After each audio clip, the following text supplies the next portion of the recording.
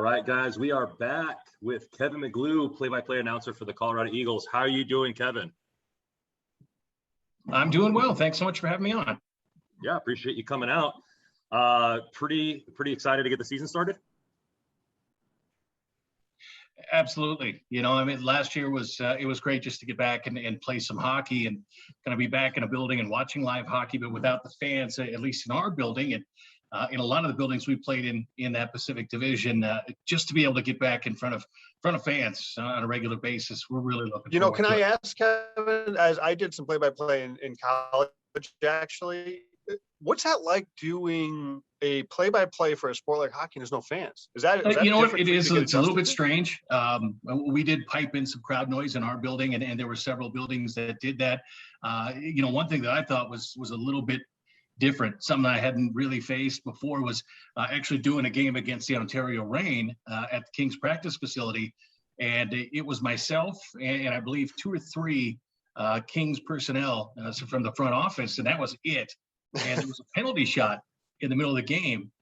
So it's completely quiet. And all of a sudden you're having to call a penalty shot as you can literally hear the skates on the ice and nobody's saying a word. So, you want to convey the excitement of a penalty shot in a game that's going to have a potentially big implication, but you're the only person in the arena even talking, let alone speaking loudly doing play-by-play. So that was a little awkward. Yeah. Good. So, speaking of fans, I'm sure it was fun watching the multiple Kelly Cup championships, the back-to-back championships that you guys had in the ECHL, and then the Eagles turned to an AHL team. Well, first of all, what was that moment like, being a play-by-play announcer, like winning the championship? Because you obviously get invested in the players. And then did you get an excitement about going up into like a next level of like play-by-play announcing? Obviously, you're seeing better players, more pro athletes. Like, how was that for you? Yeah, I guess to start with the first question, it was a wonderful, wonderful experience. And we couldn't have ended our time in the ECHL on a better note. And to win it back-to-back years was really, really special, because it's so hard to win it one time, let alone to win it back-to-back years. So we were all very cognizant of how lucky we were at that point to be in that situation, and that extended beyond the players and the bench, but to those of us in the front office, those of us who traveled, and having done it for a long time now, and it really was my second year that I was with the Eagles. We were back in the Central Hockey League at that time. We got to Game 7 of the finals against Bossier Shreveport and lost at home. Mm-hmm. So I knew what it was like to get close and come up short, and how big of a gut punch that is. So again, to win it the last time that we did in the ECHL in a Game 7 on the road, it was nice to come full circle and get an opportunity to be level, to win a championship. So much has to go, which is really difficult to do in the postseason. You got to get some breaks along the way, and you've got to have the right team, the right coaches. And for those 2 seasons, it was an absolute blast. But moving up, it's been fantastic. And I think the affiliation with the Avalanche has just been sensational. It makes so much sense. We're about 45 minutes up the road on I-25, just north of Denver, and the Ball Arena where they play now. So it just makes a lot of sense. So the vast majority of our fans are also Colorado Avalanche fans.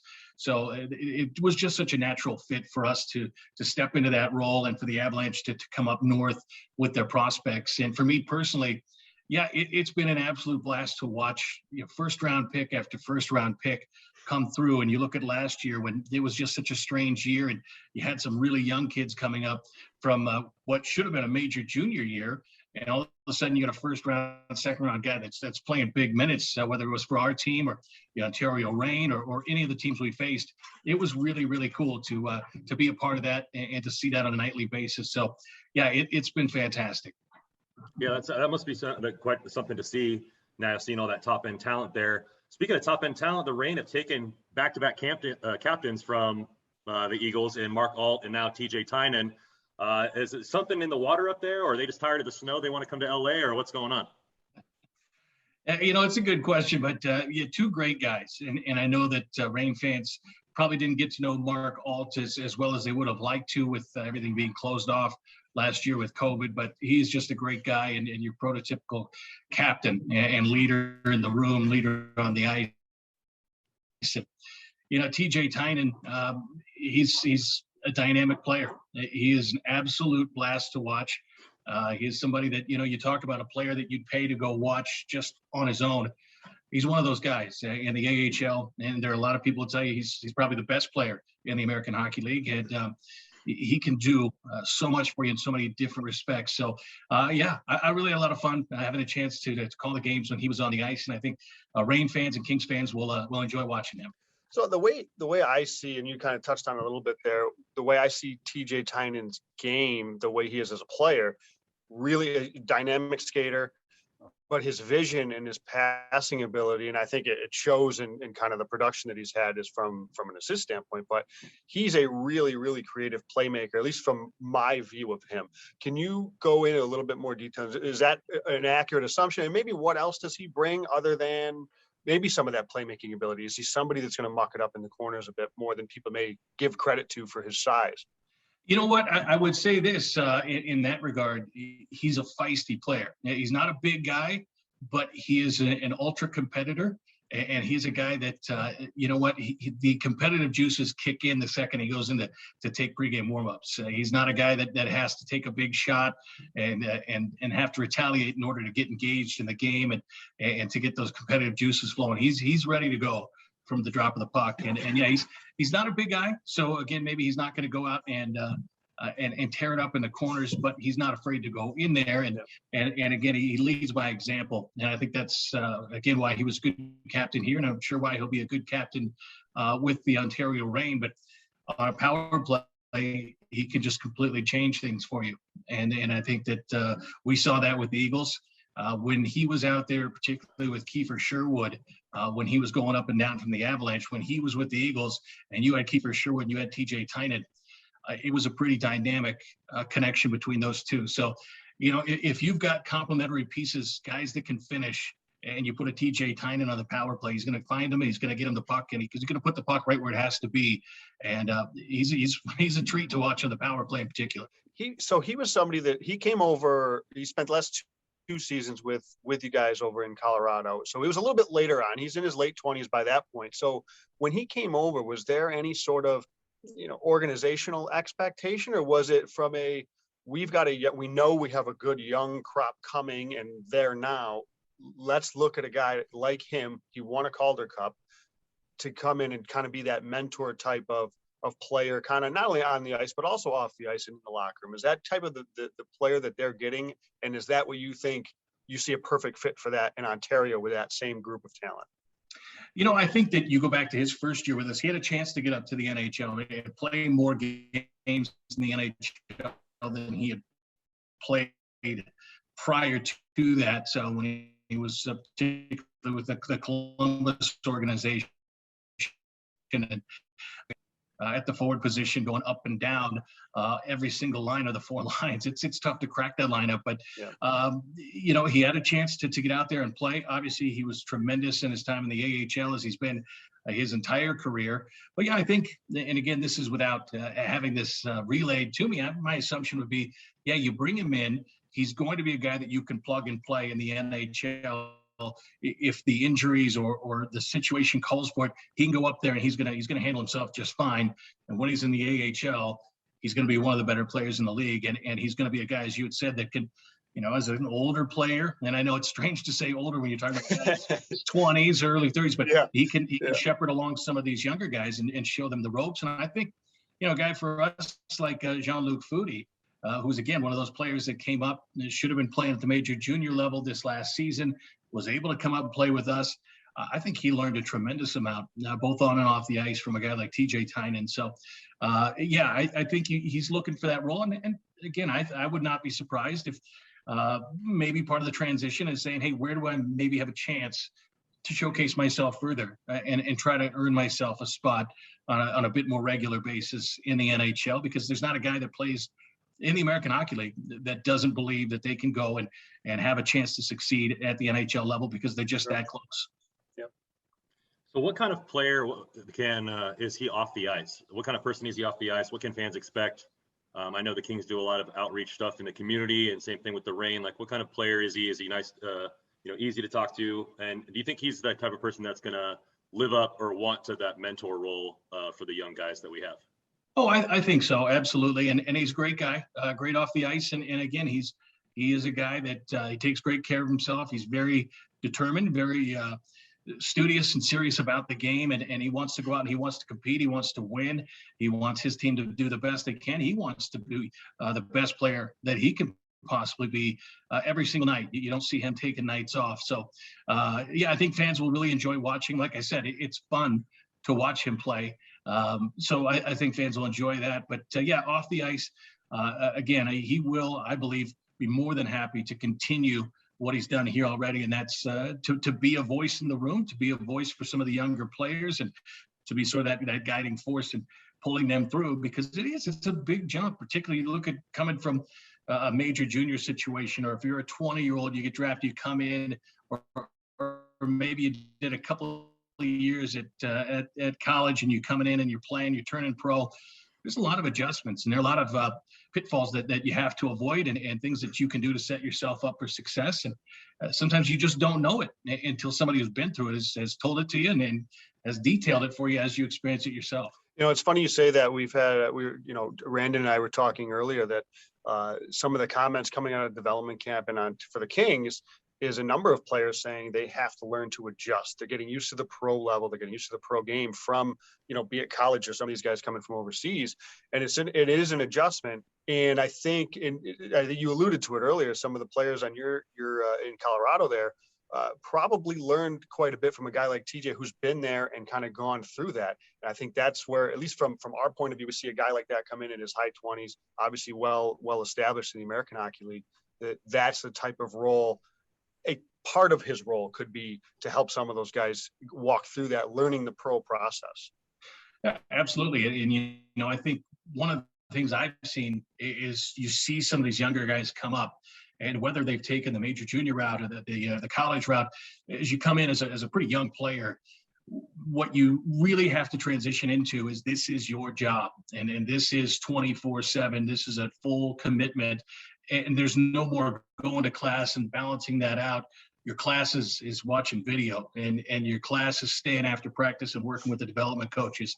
And you have to realize that you can go up and you can go back down. You can go to the ECHL. So it's not always that quick escalator right straight up to the NHL after 4 or 5 games. It's sometimes a little bit of a laborious process, but it's unique to each player. There's not a one-size-fits-all method to getting to the National Hockey League, regardless of the path that you took to get you to the AHL. So, I think that that is a big thing to learn is what it takes to be a pro and to know that this is your job, and there are consequences, good and bad, to coming out and putting in the work and following through with the things that you have to do to be a pro. Because again, you can find yourself in the NHL making a lot of money, or you can find yourself kind of stepping back, maybe going to the ECHL. And we've seen lots of guys that have gone down there, again, refine some aspects of their game. They go on, they have great success, and they move on to the NHL. So, you know what? You also have to be prepared for that. If something like that happens, some of those older guys in the room can say, hey, you know what? I had to go down as well. And I got back here, I got to the NHL. So those sorts of things I think are really, really crucial for these young kids to learn, because I think a lot of them do come in and feel like, hey, okay, I'll put in a little time here and then I'll be in the NHL. This will be great. And it doesn't always work that way because it's so competitive and there are so many good players in this league. Yeah, I want to bring it back to something that you said earlier with TJ and how he helped the power play for the Eagles. Last year for the Reign, it was pretty abysmal, even with all the first and second round picks that we had playing there. Now, whether that was them not gelling together or them playing in different parts of the power play that they weren't expected to, it just really didn't seem to click at all. He seems like an assist first type of guy. Does he play like on the half wall and tries to get those cross ice passes for the one timers, or does he play more around the net on the power play? Oh yeah, you'll see him not so much around the net, but he has the ability from the tops of the circles to kind of swoop his way in and out along the wall and find that perfect pass. And he can set you up with a pass that's going to make you look really, really good once you're on the receiving end of it and you have a chance to finish it off with a goalie that's going post to post. So, yeah, he's definitely a pass first guy, but he's a guy that can score. But he will look to help others and distribute that puck. It seemed like, at least in our couple of years here, before he'll take that shot himself. And again, the numbers don't lie. I mean, he's either at the top or in the top of the league leaders in assists almost every single year. And there is a reason why. He's very, very some issues on the power play. He's a guy that can put our coaching hat on, if you will. And so we try to figure out, as probably most fans do, is where's he going to fit? Who's he going to play with? And it's fun to play, at least in the summer when there's a little bit less to talk about. So one of the things that we've looked at with TJ Tynan and just his style of play and who he can complement in Ontario. So not to put you on the spot a bit, as I know Ontario is not the team that you necessarily cover, but we will. We've talked about Samuel Fagemo as a guy who's a very shoot first winger in Ontario. Is that the type of player that you can see him gelling with? Somebody that's a shoot first winger that looks to put pucks on net. Absolutely. Yeah, absolutely. I think that's exactly the kind of player that you're looking at. And again, if you're willing to shoot, he will get you the puck. And I think, with any, seasoned vet, he'll get you the puck as long as you're putting in a good percentage of them in the back of the net, right? Right. So, but that's a tremendous player that you mentioned. So I think you're absolutely right. And he found a great chemistry with Kiefer Sherwood, and it's just that way on a power play. And that's not to say that you're looking for one guy in particular first and foremost, and then you work your way down. But there's just sometimes that chemistry between one or two players that always seems to click when you need it most on a power play. And for TJ Tynan, that was Kiefer Sherwood, it seemed like. And it was brief and fleeting throughout the course of a strange, shortened year when you got a chance to really see that in its flow. But, if he has a chance to play an extended amount of time, that is exactly the kind of guy that you're going to look towards. And you know what? I would just say practice your one-timers after practice and make sure you're ready to roll. Yeah, I hope Rain fans are excited to hear the bell ring a couple more times on the power play this year. I'm sure with sure. Fagemo and Kaliev.